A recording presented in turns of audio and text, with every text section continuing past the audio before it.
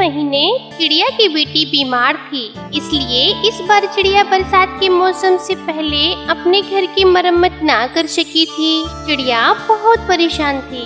गुड़िया बेटी, चलो मेरे साथ, हम बरसात के दिन में अपने नानों के घर में गुजारा कर लेंगे। हमारा घर तो बहुत कमजोर है, अगर बारिश शुरू हो गई तो बहुत समस्या बन जाएगी। सच मम्मा, मैं बहुत खुश हूँ। मुझे नानों के घर जाकर बहुत अच्छा लगता है। चिड़िया अपनी छोटी सी बेटी को साथ लेकर अभी उड़ी ही थी कि बारिश शुरू हो जाती है।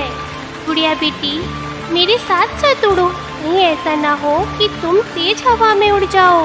बहुत मुश्किल से मम्मा चिड़िया और गुड़िया बेटी जंगल की दूसरी ओर अपनी माँ के घर पहुँचती है। मम्मा चिड़िया दरवाजे पर दस्तक देती है कि अंदर से कोई नहीं आता। मम्मा चिड़िया फिर से दस्तक देती है। माँ जल्दी दरवाजा खोलो, मैं आपकी बेटी और गुड़िया हूँ, जल्दी दरवाजा खोलें, हम दोनों बारिश में भीग रहे हैं। तभी अंदर से एक बूढ़ी चील बाहर आती है। क्या मामा लगा रखा है, ये घर मेरा है। चील, मगर यहाँ तो मेरी माँ रहती थी, ये घर मेरी माँ का है। वो बूढ़ी चिड़िया तो पिछली बारिश में ही मर गई थी, तब से मैं यहीं रहती हूँ और तुम यहाँ से चली जाओ। तुम्हें देखकर मेरा फिर से मांस खाने को मन कर रहा है। ये सुनकर मम्मा चिड़िया रोने लग जाती है। उसकी बेटी गुड़िया अपनी मम्मा को चुप कराती है, मगर वो तो खुद भी रोए जा रही थी। मम्मा चुप कर जाए, हम कहीं और रह लेंगे। चलो मम्मा, हम अब यहाँ से चलते हैं। चिड़िया और उसकी बेटी दुखी मन के साथ फिर से वापस जाती हैं। गुड़िया बेटी, आप यहाँ बैठ जाओ, इस पेड़ के पत्ते बहुत घने हैं, आप यहाँ बारिश से भी बच जाओगी। मम्मा चिड़िया अपनी बेटी को एक पेड़ के नीचे बिठाकर थोड़ी दूर तोते के घर जाती है। तोते माफ करना, मैंने ऐसी बारिश में आपको तंग किया। मेरा घर बहुत कमजोर था, मैं अपनी माँ के घर गई थी, वहाँ एक बूढ़ी चील ने मेरे माँ के घर पे भी अपना कब्जा कर लिया है। मुझे और मेरी बेटी को अपने घर में आने दो, हम बारिश में भीग रहे हैं। चिड़िया, तुम जानती हो कि मेरा एक कमरा है, मैं और मेरी पत्नी बहुत मुश्किल से गुजारा करते हैं, बहुत मुश्किल हो जाएगी। चिड़िया जान जाती है कि तोता उसे बोझ समझ रहा है, इसलिए चिड़िया वहाँ से चली जाती है। मम्मा, क्या कहा कुत्ते अंकल ने? उनका घर छोटा है, उन्होंने बेटा अपना घर छोटा बता दिया। क्या तोते अंकल का दिल भी छोटा है? अरे चल बेटी, मेरे साथ चल, हम कौवे और कौवे के पास जाते हैं। फिर चिड़िया अपनी बेटी को साथ लेकर कौवों के घर जाती है। चिड़िया, घबराने की कोई जरूरत नहीं है, तुम निश्चिंत होकर मेरे घर में आ जाओ गुड़िया बेटा, तुम इसे अपना ही घर समझो। चिड़िया गौरी के घर में चली जाती है। चिड़िया बहुत हैरान थी कि गौरी कौवी इतनी जल्दी से कैसे मान गई। गौरी बहन, मैं आपका यह एहसान कभी नहीं भूल सकूंगी। चिड़िया, तुम्हारे पास घर नहीं है और मेरे पास दाना नहीं, मैं कल से भूखी हूँ, जाओ तुम मुझे दाना लेकर दो। मगर बाहर तो बारिश हो रही है, इसीलिए तो मैंने तुम्हें छत दी है रहने को। चिड़िया अब समझ गई थी कि गौरी ने उसे अपने घर में क्यों रखा है। बेटी, आप यहाँ बैठो, मैं गौरी के लिए दाना लेकर आती हूँ। मगर माँ, ऐसी बारिश में मम्मा आप दाना कैसे ढूंढेंगी? तुम्हारी मम्मा सब कर सकती है, बारिश में कैसे उड़ते हैं ये तो तुम्हारी मम्मा ने बचपन में ही सीख लिया था। मम्मा चिड़िया गौरी के घर से निकलती है। तेज बारिश में उड़ते उड़ते मम्मा चिड़िया के पंख थक चुके थे, मगर वो क्या करती, उसे किसी तरह से खुद की बेटी को गौरी के घर में रखना था। मम्मा चिड़िया घने जंगल में चली जाती है और फिर उसे एक ट्रेन की पटरी नजर आती है, जिस पर एक बहुत ही पुराना ट्रेन का डिब्बा खड़ा था। वो पूरी तरह से हाथ से थक चुका था। ये तो बना बनाया घर है, अगर मैं अपनी बेटी को यहाँ लेकर आऊँ तो मैं बारिश से बच सकती हूँ। वहाँ पटरी के साथ साथ कुछ चावल के पौधे भी थे और एक आम का पेड़ भी था। मम्मा चिड़िया कुछ चावल और आम लेकर वापस आ जाती है। अरे चिड़िया, तू दाना क्या लाई और साथ में फल भी लाई है? ऐसे मौसम में तुझे फल कहाँ से मिल गया? गौरी बहन, मेहनत और कोशिश से सब हो सकता है। गौरी कभी दाना और फल लेकर एक तरफ रख लेती है। चिड़िया, जब तक चाहो तुम यहाँ रहना और मेरे लिए दाना लेकर आना और आराम से बारिश से भी बचे रहना। नहीं गौरी बहन, ऊपर वाले ने मुझे छत दे दी है। चलो गुड़िया बेटी, मेरे साथ चलो। चिड़िया कहाँ जा रही हो? बारिश में भीगकर मर जाओगी। मगर चिड़िया अपनी बेटी को लेकर वहाँ से चली जाती है। चिड़िया उड़ती उड़ती उसी जगह पहुँच जाती है। इधर गुड़िया तो ट्रेन का डिब्बा देखकर हैरान हो जाती है। मम्मा, ये घर तो बहुत मजबूत है, कभी ना टूटने वाला है। यहाँ भोजन भी है और आम का भी पेड़ दोनों है। माँ बेटी उस पुराने ट्रेन के डिब्बे में चली जाते हैं। पेट भरकर आम खा लो और चावल खा लो। दोनों माँ बेटी आराम से सो जाती हैं। पेट भर के खाना खाने के बाद ज्यादा देर बारिश होने के कारण सबसे पहले तोते का घर टूट जाता है। तोता और तोती रोती हुई गौरी कवि के पास जाते हैं। गौरी तो पहले से ही अपने घर की छत पर बैठी रो रही थी। गौरी, हमारी तरह तुम भी बारिश में भीग रही हो। तोते, अभी थोड़ी देर पहले ही हवा का तेज झोंका आया और साथ ही मेरे घर की छत उड़ा कर ले गया। अब हमें किसी सुरक्षित जगह की खोज में जाना होगा।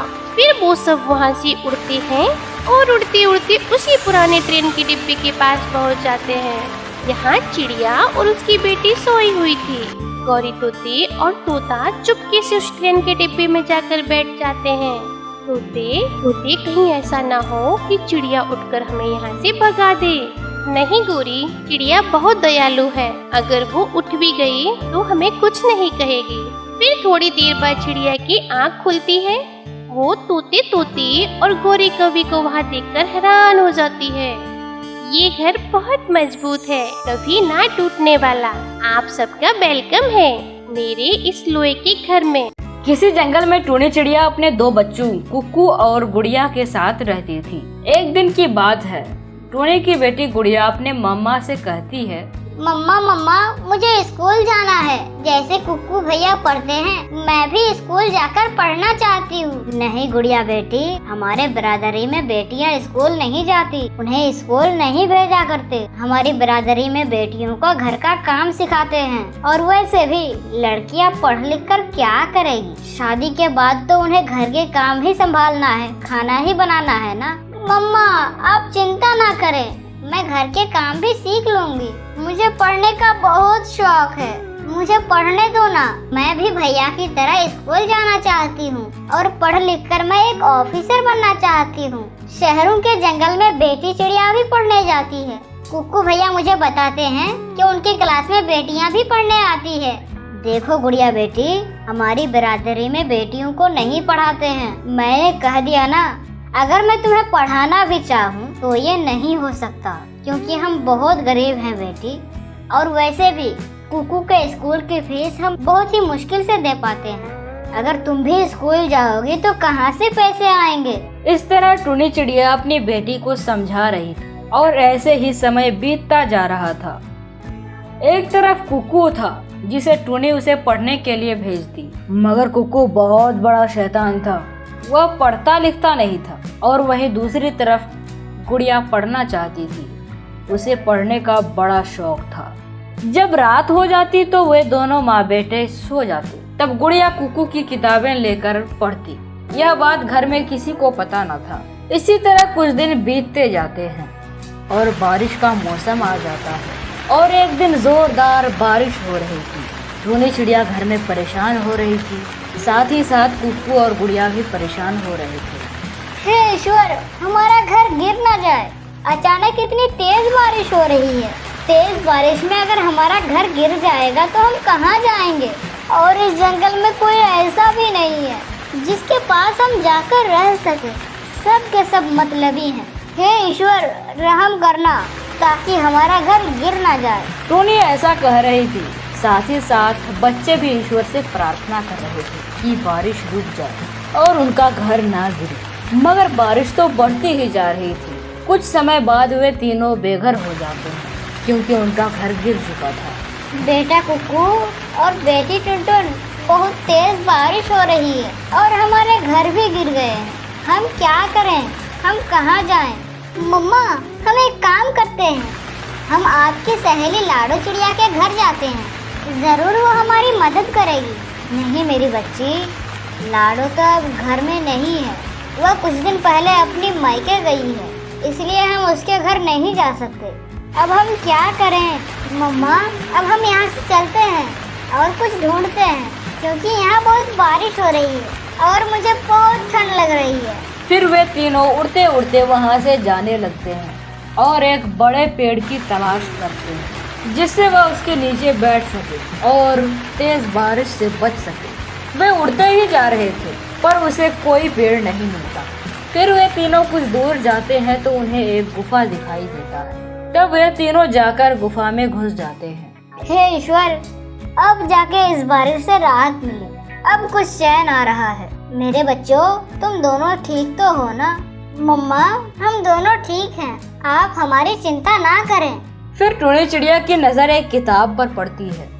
तब टूनी गुड़िया को वह किताब लाने को कहती है। गुड़िया बेटी, देखो तो वह कौन सी किताब है, लाओ तो जरा। गुड़िया किताब लाकर अपनी मम्मा के सामने रख देती है। मेरी प्यारी गुड़िया, तुम किताब ला दी, तुम्हारा यही काम था। कुकू बेटे, अब तुम इस किताब में जो लिखा है पढ़कर सुनाओ, ताकि इस किताब में क्या लिखा है हमें भी तो पता चले। कुकू एक नंबर का नालायक था, उसे तो कुछ भी पढ़ना नहीं आता था। वह बेझिझक अपनी मम्मा से कहता है, मम्मा, अभी मैं छोटे क्लास में हूँ, अभी हमें इतना नहीं सिखाया गया कि मैं इस किताब को पढ़ सकूं। जब मैं बड़ा हो जाऊंगा तब मैं इस किताब को पढ़ सकूंगा। यह किताब हम अपने साथ ले जाएंगे। कुकू ऐसा कहता है। टूनी भी एक लड़की ही थी, इसलिए वो भी पढ़ी लिखी नहीं थी। टूनी कुकू को कोई जवाब नहीं देती। तभी गुड़िया उस किताब के पास जाती है और इस किताब को देखने लगती है।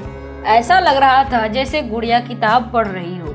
फिर कुछ समय बीत जाते हैं। तब टूनी गुड़िया से कहती है, गुड़िया, मैं कब से देख रही हूँ कि तुम इस किताब को देखती जा रही हो। क्या बात है, हमें भी बताओ। मम्मा, मैं आपको एक बात बताऊं, मुझे पढ़ना आता है। जब रात को आप और कुकू भैया सो जाते हैं तो मैं कुकू भैया की किताब से पढ़ना सीखती हूँ, उसी से मुझे पढ़ना आ गया है। मैं इतनी देर से इस किताब में जो लिखा था उसे ही पढ़ रही थी। इस किताब में एक जादुई घास के बारे में लिखा है। इस जंगल में जो सबसे बड़ा बरगद का पेड़ है ना, उस बरगद के पेड़ के पास कुछ घास है, वही जादुई घास है। अगर उस घास से हम कोई घर बनाएं, तो आंधी तूफान और बारिश से हमारी रक्षा करेगा। वह घर बहुत ही मजबूत होगा, साथ ही साथ वह घर हमसे बातें भी करेगा। उससे जो हम मांगेंगे वह देगा। क्या गुड़िया, तुम सच कह रही हो? वैसे इस जंगल में एक बहुत ही बड़ा बरगद का पेड़ तो है, उस पेड़ के बारे में मैं जानती हूँ। वहाँ जादुई घास मिलता है या नहीं हमें देखना पड़ेगा। हाँ मम्मा, हमें पता करना होगा। चलो अब हम चलते हैं, बारिश भी तो रुक गई है ना, तब तक हमारा काम हो जाए। फिर वे तीनों बरगद के पेड़ की तलाश में निकल पड़ते हैं। जंगल में रात होने वाली थी। वे तीनों उस बरगद के पेड़ के पास पहुंच जाते हैं, जहां सच में घास उगे हुए थे। वह घास बहुत थोड़ी सी थी। गुड़िया, ये घास इतना कम है, फिर घास से घर कैसे बनेगा? मम्मा, उस किताब में लिखा हुआ था कि हम जो सच्चे मन से इस घास को कहेंगे वही होगा। तब टूनी उस घास को कहती है, ऐ घास, तुम एक घर बन जाओ, हम उस घर का सही इस्तेमाल करेंगे। फिर वे घास एक घर में बदल जाता है। यह देखकर वे देता है और कालू कौवा अपनी जान बचाकर वहां से भाग जाता है। और कालू कौवा टूनी चिड़िया से अपने जमीन के पैसे लेकर वापस चला जाता है और टूनी चिड़िया दोबारा से अपने बाग की मालकिन बन जाती है।